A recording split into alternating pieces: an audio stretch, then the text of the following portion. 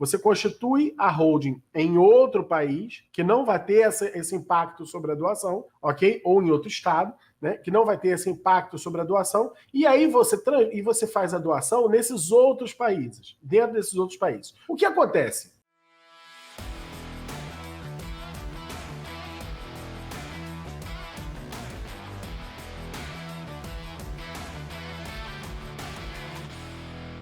Mas é bom a gente tratar isso aqui para poder explicar para todos o que está rolando, explicar o que está acontecendo e qual o impacto disso no trabalho com holding familiar, porque realmente ele é algo bem importante que chama muito a nossa atenção, porque é uma sistemática também empregada no sistema de holding familiar.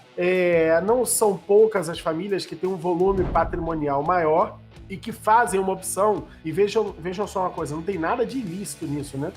No valor econômico, por exemplo, a Procuradoria fala isso, porque isso é absurdo, porque isso vai beneficiar famílias que criam empresas em paraísos fiscais, só para levar os bens para lá e fazer a doação lá sem pagar a doação. Sim, vai fazer isso sim. E por que vai fazer isso sim? Porque é lícito fazer isso. Tá entendendo? Não é feio. Gente, olha só. Não é feio pagar menos imposto não, beleza? Não é feio. Feio é só negar. Tá entendendo? E também nem é feio. É feio porque a lei diz que é feio, porque é crime. Ok? Então, sonegar, ter evasão fiscal, isso é crime. Agora, você pagar a menor quantidade possível de imposto porque você agiu por dentro da lei, isso é mais do que permitido, é esperado do particular que exerça. É esperado do particular que exerça a sua autodefesa no direito tributário também. Não é só no crime que você tem o direito de se defender. Não é só na defesa da propriedade que você tem o direito de exercer a autotutela para se defender.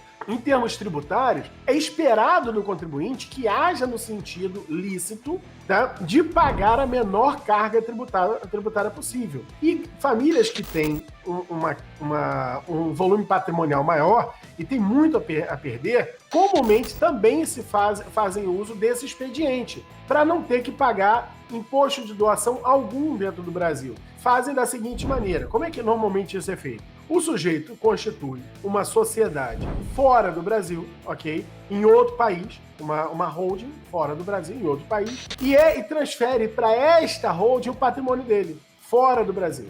E aí faz o sistema de doação fora do Brasil, ok? É óbvio, hoje no Brasil você tem, hoje não, já há algum tempo você tem no Brasil um sistema que a gente hoje discute dentro do nosso curso, das 3 células, por exemplo, que ele traz a eficiência sem precisar você se socorrer desse expediente, que é um expediente um pouco mais sofisticado e acaba ficando mais fora do alcance para a grande maioria das famílias brasileiras, tá? Principalmente aqueles de classe média, principalmente aquelas famílias que não estão entre essas grandes fortunas. Mas essas grandes fortunas, as quais esses países que são considerados paraísos fiscais são logo ali, aqui no meu caso é logo ali, que aqui dentro dos Estados Unidos você tem um país que um estado que tem a natureza de um paraíso fiscal, que é o estado de Delaware, bem pertinho, aqui em cima da Flórida. Então para essas famílias, isso é muito comum. Aqui, por exemplo, isso é muito comum. Então você faz uso desse expediente. Qual é o expediente? Você constitui a holding em outro país, que não vai ter esse impacto sobre a doação, ok? Ou em outro estado, né? Que não vai ter esse impacto sobre a doação, e aí você faz a doação nesses outros países, dentro desses outros países. O que acontece? A Constituição Federal do Brasil, lá no artigo 155, o artigo 155 da Constituição é o que trata dos tributos estaduais. O inciso 1 é, de cara, o ITCMD. E o parágrafo primeiro é o que disciplina algumas questões a respeito do ITCMD. E aí, dentro do parágrafo primeiro, eu estou contando para você a estrutura da organização tributária nesse sistema dos tributos estaduais. Então, lá no parágrafo primeiro, você vai ter a disciplina de algumas questões de natureza constitucional relativas ao ITCMD. E aí no inciso 3, estabelece uma regra de competência no caso do doador fazer doações fora do Brasil, no doador ter domicílio fora do Brasil ou residência fora do Brasil. E quando a gente fala de domicílio, é o domicílio tributário, não é o domicílio fiscal. Olha que bacana isso. A gente o tempo inteiro fala de domicílio fiscal mais vantajoso e tudo mais. Olha o que a Constituição fala lá no inciso 3, a linha A. E ela diz o seguinte, que terá competência para a instituição do ITCMD se o doador tiver domicílio ou residência. Então você vê que são dois institutos completamente diferentes, especialmente em matéria tributária, tá? Porque em matéria tributária o domicílio é aquele eleito pelo contribuinte. E ele pode, inclusive, eleger fora do Brasil. Fora do Brasil. Então, se eleger fora do Brasil, ou se ele residir fora do Brasil, a competência para instituir esse tributo, ainda será do estado, do último estado que ele teve domicílio aqui no Brasil, ou se ele tiver aquela transação vier a produzir efeitos, tá? Essa é a regra geral. Mas quando isso acontece, só pode, de acordo com a Constituição, o imposto só pode ser instituído depois de haver uma lei complementar. E o detalhe é o seguinte, que lei complementar é essa? Tá? Porque diz o artigo 155, parágrafo 1º, assim, ó, o imposto previsto no inciso 1, o ITCMD, terá competência para sua instituição regulada por lei complementar. Então, quem é que vai regular de quem é a competência? De qual estado é a competência? É uma lei complementar. Essa lei complementar até hoje não foi editada. E que lei complementar é essa? A do estado do Rio de Janeiro, do estado do Amazonas, do Pará, do Rio Grande do Sul? Não, é uma lei federal. Precisa ter uma lei complementar federal para dizer o seguinte, olha, como vai funcionar a competência nesses casos? Então precisa haver uma lei complementar. Isso é o que diz a Constituição.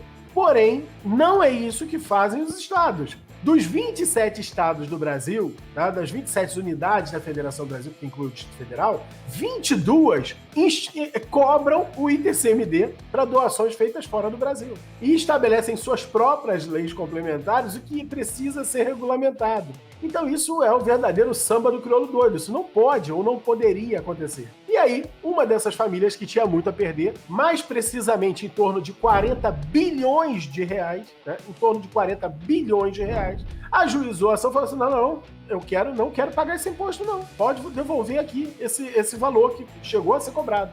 E aí, o que fez a contribuinte? Foi para a Justiça. E na Justiça, em primeira e segunda instância, isso foi em São Paulo, no Tribunal de Justiça de São Paulo, logrou êxito. E aí o Estado de São Paulo recorreu, chegou até o Supremo, e isso recebeu a de repercussão geral. Então foi erigido a condição de repercussão geral por conta de ter reflexo, claro, para todos os estados, já ainda mais nessa circunstância que 22 dos 27 estados cobram. E aí foi em novembro de 2020 que o Dias Toffoli, que é o relator do caso, proferiu o voto no sentido de dizer, olha só, vou ler para vocês a tese fixada no voto, já que é repercussão geral. É vedado aos estados e ao Distrito Federal instituir o ITCMD nas hipóteses referidas no artigo 155, parágrafo 1º, inciso 3 da Constituição Federal, sem a intervenção da lei complementar exigida pelo referido dispositivo constitucional. Para mim está dizendo óbvio,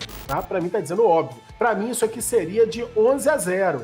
11-0, mas não é assim que o direito funciona, né? O direito, as pessoas, primeiro, muitas vezes no Supremo a gente vê aqui, não só no Supremo, em vários outros ambientes, até às vezes até dentro dos nossos escritórios. A gente vê aquela máxima lá que você leu no Príncipe, lá do Maquiavel, que ele diz o seguinte, olha, primeiro você escolhe o que você quer, depois você cria os argumentos. Lamentavelmente, a coisa funciona assim, porque, veja só, o Alexandre de Moraes, quando proferiu o voto dele, ele divergiu, né? Ele divergiu e trouxe a seguinte divergência. Ele fala o seguinte, ó, que nos termos do artigo 24, parágrafo 3º da Constituição e do artigo 34, parágrafo 3º da DCT, quando tem inércia da União para regulamentar a incidência do ITCMD nas hipóteses previstas lá no 155, os estados e o Distrito Federal, eles adquirem competência legislativa tributária plena até a superveniente edição de lei complementar federal. Olha, isso aí vai dar uma bagaça, porque, veja só, imagina se o estado do Rio de Janeiro disciplina que ele é competente para para recolher o tributo de todo doador no exterior cujos efeitos da doação possam recair no Rio de Janeiro. Aí o de São Paulo fala assim, não, eu quero tributar sempre que o donatário tiver domicílio em São Paulo. Aí vem o estado do Pará e tributa assim, eu quero tributar sempre que o donatário tiver residência aqui. Aí imagina só, o cara reside no Pará, tem domicílio fiscal em São Paulo, ok? Elegeu o domicílio fiscal em São Paulo, mas os bens estão situados no Rio de Janeiro, ainda que imóveis, sejam bem situados no Rio de Janeiro. Você imagina só o samba do crioulo doido. É óbvio que você precisa de uma lei complementar federal para regulamentar como vai ser essa competência tributária. Tá entendendo? Então, só que pro Alexandre de Moraes, não. Pro Alexandre de Moraes, se a União não faz, os estados vão lá e podem sentar o pau e cada um fazer o seu do jeito que achar melhor. E é óbvio, você acha que alguém vai fazer da forma que lhe prejudica? Claro que não.